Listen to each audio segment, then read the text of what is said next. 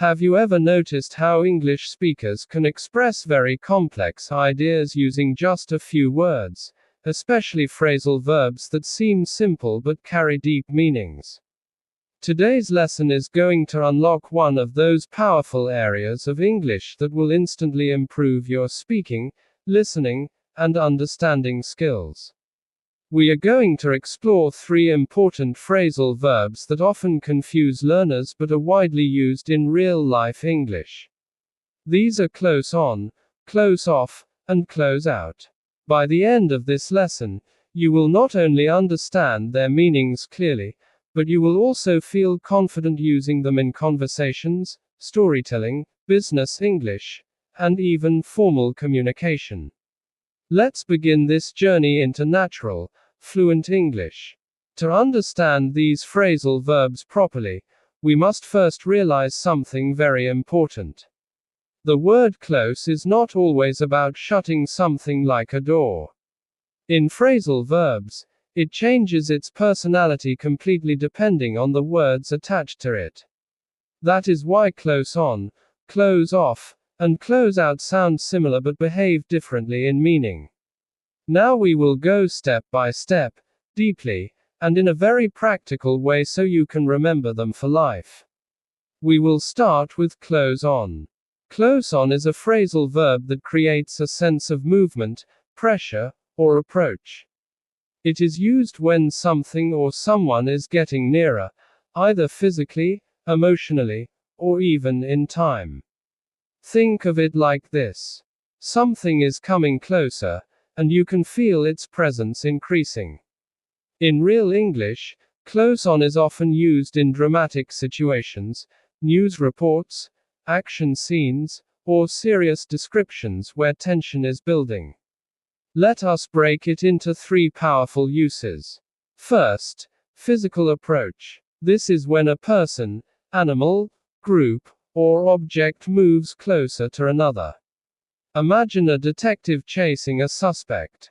The detective is slowly reducing the distance. We say, the detective closed on the suspect. This means he moved closer and closer until capture was possible. Another example. The lion closed on its prey silently through the tall grass. This creates a vivid image of danger and movement. Second, time or deadline approaching.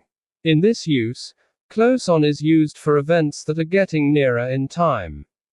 For example, the final exams are closing on quickly.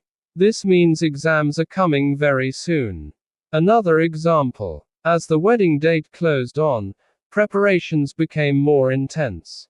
This shows time pressure increasing. Third, pressure or danger increasing. Here close on creates a feeling of something unavoidable coming closer. For example, dark clouds of financial crisis were closing on the company. This means problems were increasing and becoming serious. Another example, the storm was closing on the coastal village. Now let's go deeper with 5 strong examples of close on so you can fully absorb its usage. Example 1. The police closed on the criminal hiding in the abandoned building. Example 2. As night closed on the desert, temperatures dropped sharply. Example 3. The deadline is closing on faster than expected, so we must hurry. Example 4. The enemy troops closed on the border with full force. Example 5. Fear closed on the villagers as they heard strange noises in the forest. Now remember this key idea. Close on always carries movement or approach. It is not static. Something is coming nearer. Now let's move to the second phrasal verb, close off. Close off is completely different in energy. Instead of movement, it shows blocking, restriction, or emotional separation. The basic meaning is to stop access or prevent entry. But it is not only physical. It can also be emotional and psychological. Let's understand it in detail. First, physical blocking. This is the most common use. Roads, buildings, areas, or spaces are closed off when access is stopped. For example, The police closed off the street after the accident. This means nobody is allowed to enter. Another example. The authorities closed off the area due to security threats. Second, emotional isolation. This is very important in real-life English and storytelling.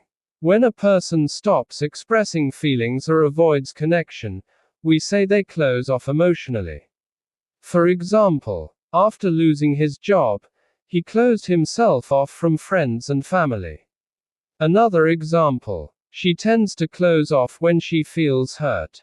This shows emotional withdrawal. Third, blocking opportunities or possibilities.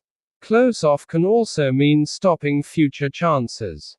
For example, his attitude closed off many career opportunities. Another example. Negative thinking can close off your potential in life. Now let's make it stronger with 5 detailed examples of close off.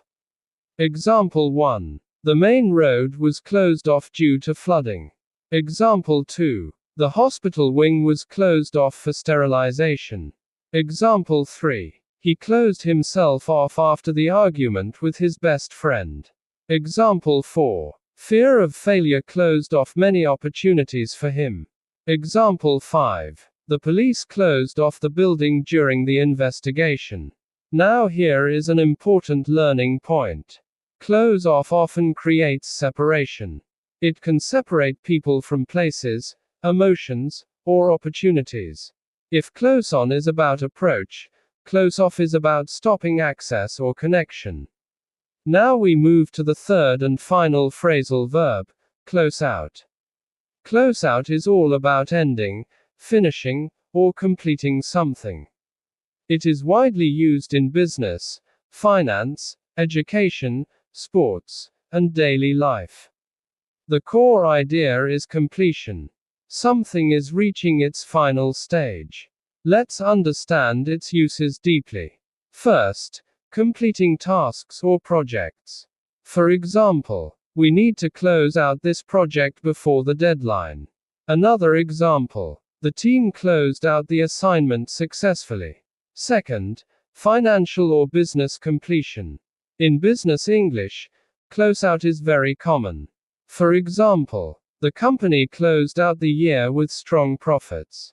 Another example, they closed out all accounts before shutting the branch.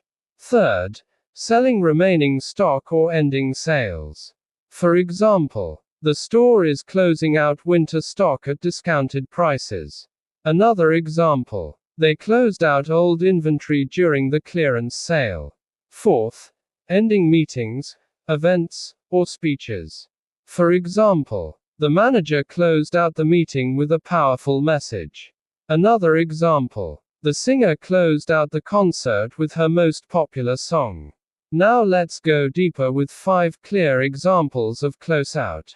Example 1. The company closed out the financial year successfully. Example 2. We must close out all pending tasks today. Example 3. The shop is closing out its remaining products at low prices. Example 4. The teacher closed out the lecture with an inspiring story. Example 5. The team closed out the championship with a victory. Now here is the important understanding.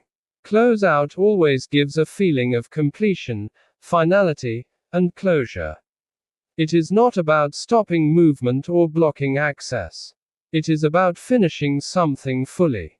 Now let's connect all 3 phrasal verbs in a deeper way so your brain locks the difference clearly. Imagine a real-life situation. A storm is approaching a city. First stage. The storm is closing on the city. Here we feel movement and danger approaching. Second stage. Authorities close off highways and public areas. Here access is blocked for safety. Third stage. After the storm passes, emergency teams close out the rescue operations. Here everything is completed and finalized. Now you can clearly see how one situation uses all 3 phrasal verbs naturally. Let's now explore common mistakes learners make. Mistake 1. Using close out instead of close off. Incorrect. The police closed out the road. Correct. The police closed off the road. Mistake 2. Using close on instead of close off emotionally. Incorrect. She closed on herself after sadness. Correct. She closed herself off after sadness. Mistake 3. Using close off instead of close out for completion. Incorrect. We closed off the project yesterday. Correct. We closed out the project yesterday. Now let's build your fluency with real-life thinking practice. Think about these situations and choose the correct phrasal verb mentally. A thief is being chased by police. A city is blocking roads after an accident. A company is finishing its yearly report. A storm is moving toward a village. A person stops talking to everyone after heartbreak. If you thought carefully, you are already thinking like an advanced English speaker. Now let's add a storytelling section to make these words unforgettable. Late at night, a dangerous storm was closing on a small seaside town. Waves crashed violently as winds grew stronger. Authorities immediately closed off all roads leading to the coast to protect lives. Emergency teams worked through the night to help families evacuate safely. After 2 days of struggle, when the danger finally passed, officials closed out the entire rescue operation with relief and gratitude.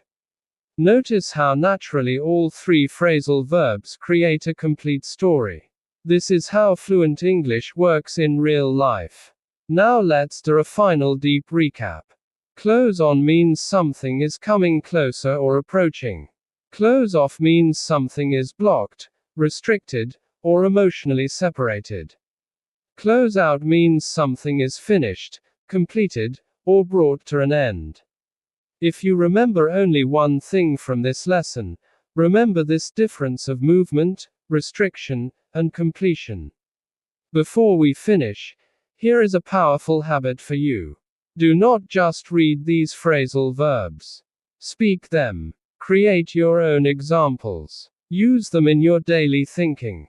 Imagine real-life situations and describe them using close on, close off, and close out. That is how English becomes natural, not memorized. And now your final challenge. Create one sentence for each phrasal verb and say it aloud with confidence. Do it slowly, clearly, and with meaning. Because fluency does not come from reading once. It comes from using repeatedly. This brings us to the end of today's lesson.